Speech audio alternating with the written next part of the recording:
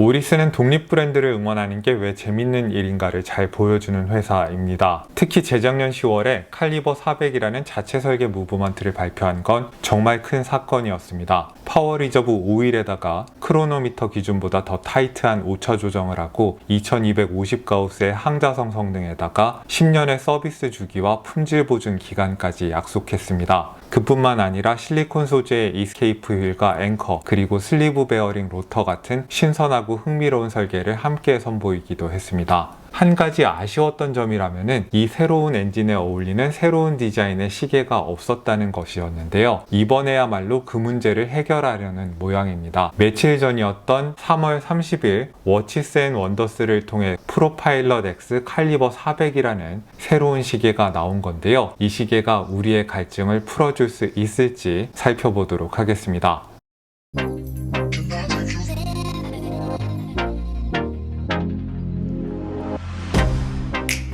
Get you out of my mind. It's like I feel it for the first time.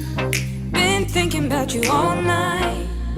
I've been searching for this all my life. You're just my type. I've been looking for a boy who can treat me right. Short dark hair with those eyes so bright. They look into my soul and it sparks my life. Can I take you there? Like it was the first time. Do you remember? Can I take you there? 이 시계는 브레이슬릿을 줄이지 않은 상태에서 전체 무게가 98g도 되지 않습니다. 케이스부터 브레이슬릿까지 다 티타늄 소재로 제작이 됐기 때문인데요. 100m의 방수 성능에다가 39mm의 좋은 사이즈, 그리고 성능 좋은 무브먼트까지 감안하면 완벽한 전천후 일상용 시계 후보로 손색이 없겠습니다. 디자인 측면에서 보면은 지금까지 칼리버 400을 장착했던 시계들 중에서 가장 실험적입니다. 그동안 오리스는 65나 빅크라운 같은 레트로풍 시계들이 컬렉션의 한 축을 이뤄왔고, 아키스라는 현대적인 다이버 시계가 또 다른 축을 이뤄왔습니다. 프로파일럿 X는 기존의 오리스 시계들의 디자인 언어로부터 상당히 벗어나는 데다가 현대적인 느낌의 아키스마저 과거의 시계로 느껴지게 할 만큼 미래적인 분위기를 갖고 있습니다. 그래서 굉장히 매력적인 만큼 논쟁거리가 될 수 있겠다는 생각도 듭니다. 정통 파일럿 시계를 지향하는 기존의 프로파일럿 시리즈와도 결이 많이 다릅니다. 이름 뒤에 알파벳 X가 붙는 데서 알 수 있듯이 프로파일럿 X 시리즈는 파일럿 시계로부터 영감은 받되 디자이너가 좀 더 자유도를 발휘하도록 기획이 됐습니다. 그래서 파일럿이 차는 디자인이라기보다는 아예 비행기 그 자체 같은 디자인을 갖고 있습니다.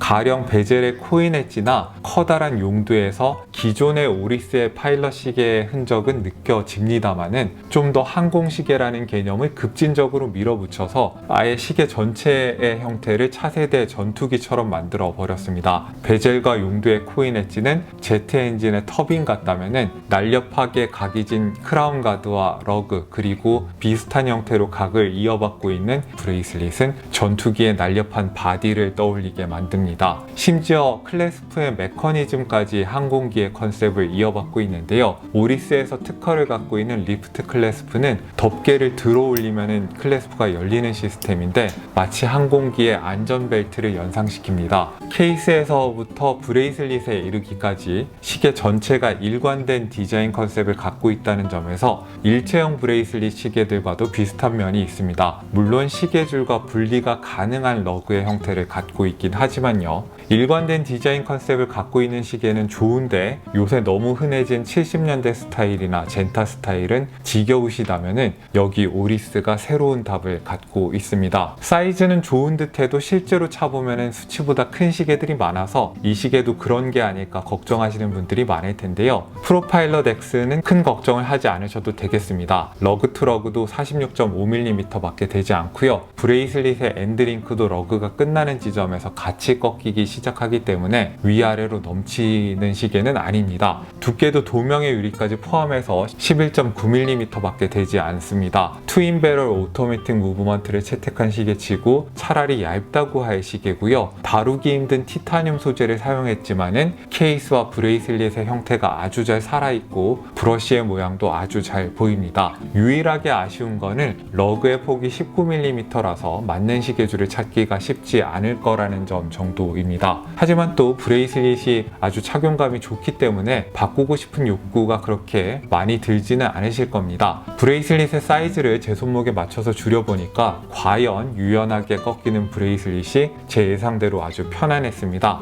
정말 아쉽게도 미세 조정 기능은 없었지만은 워낙에 가벼운 티타늄 시계라서 약간 시계가 흔들흔들하는 게 불편하게 느껴지지는 않았습니다. 그리고 이 리프트 클래스프는 아주 물건이라는 생각이 듭니다. 사용하기도 편리하고 재미가 있고요. 하루 종일 갖고 놀 수 있을 것 같은 클래스프였습니다.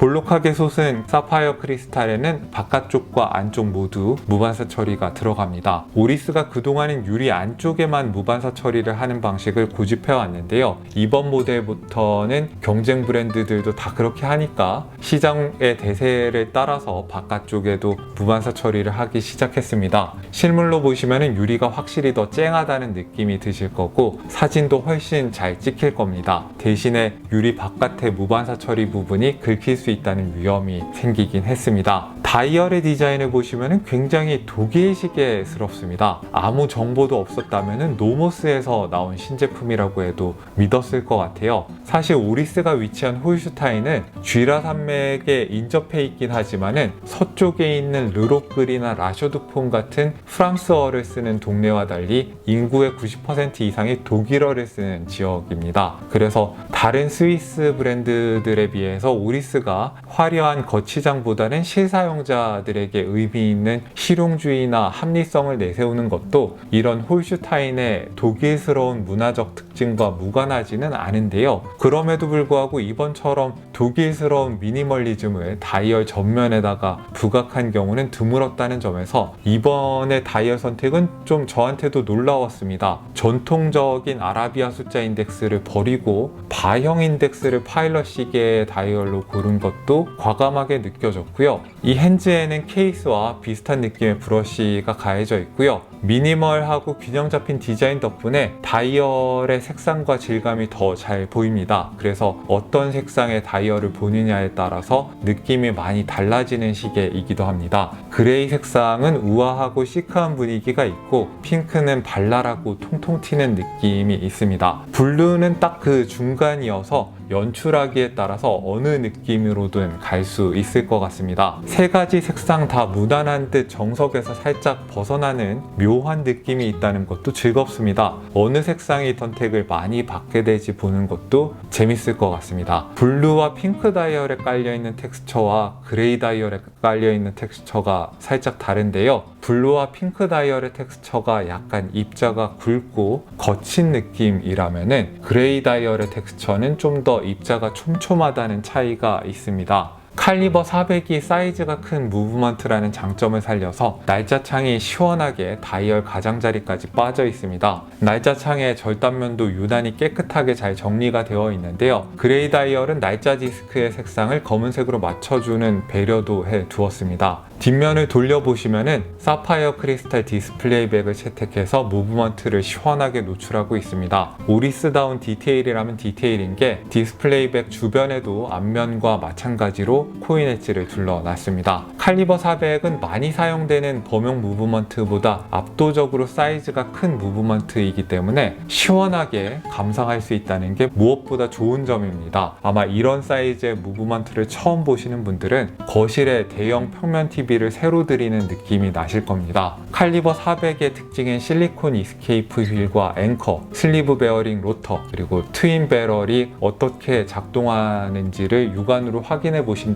어쩌면은 시계 앞면을 보시는 것보다 더 재밌으실 수도 있을 겁니다. 7mm 지름의 용두는 큼직해서 사용하기가 편리하실 거고요. 용두 나사는 윤활이 잘 되어 있어서 상당히 부드럽게 풀리고 사용감도 오리스 같은 시계를 잘 만드는 회사에서 기대할 만한 수준입니다. 다만 칼리버 400은 시간을 맞추실 때 다소 번거로운 절차를 거쳐야 하는데요. 분침을 맞추려는 시각보다 약간 앞으로 이동시켰다가 다시 뒤로 돌려서 세팅해야 정확한 시각을 맞추실 수 있습니다. 왜 그래야 하는지에 대한 설명은 내용이 길어서 지난번 제가 칼리버 400을 리뷰했던 영상을 참조해 주시기 바랍니다. 야광은 슈퍼루미노와 BGW9 야광 도료를 사용했습니다. 민트색의 매력적인 야광인데요. 아무래도 야광의 적용 면적이 넓지는 않아서 밝기와 지속력이 아주 길지는 않습니다. 그리고 그레이 다이얼의 경우에 인덱스와 시분침의 색상을 검은색으로 쓰다 보니까 야광 성능이 다른 색상에 비해서 떨어진다는 점을 염두에 두실 필요가 있겠습니다. 자, 이렇게 우리스의 야심작인 프로파일럿 X 칼리버 400을 보여드렸습니다. 칼리버 400은 대기업 소속의 럭셔리 브랜드들이 내놓는 이것저것 다 빼놓은 이른바 엔트리 레벨의 인하우스 무브먼트들이랑 비교를 해본다면 훨씬 더 진지하고 성의 있는 실험이었습니다. 칼리버 400 같은 실험적인 무브먼트에 잘 어울리는 새로운 디자인의 시계라는 생각이 드는데요. 디자인과 컨셉에 꽤 급진적인 부분이 있는 시계입니다. 하지만은 그럼에도 불구하고 일상에 차고 다닐 만한 전천후 스포츠 시계로 잘 나오지 않았나 싶은데요. 여러분들은 어떻게 보셨는지 궁금합니다. 저는 이런 좀 기존에 보기 힘들었던 유형의 시계들이 잘 되는 걸 보고 싶다는 마음이 간절합니다. 이 리뷰를 하고 시계를 돌려주고 나니까 핑크색 다이얼이 자꾸 눈에 아른거리네요. 여기는 생활인의 시계 채널, 저는 호스트 김생활이었습니다. 오늘도 여러분들께 유용한 정보가 됐기를 바랍니다. 안녕히 계십시오. Because eyes so bright, they look into my soul and it sparks my life. Can I take you there? Like it was the first time, do you remember? Can I take you there? Back to when we felt like this was forever. Can I take you there?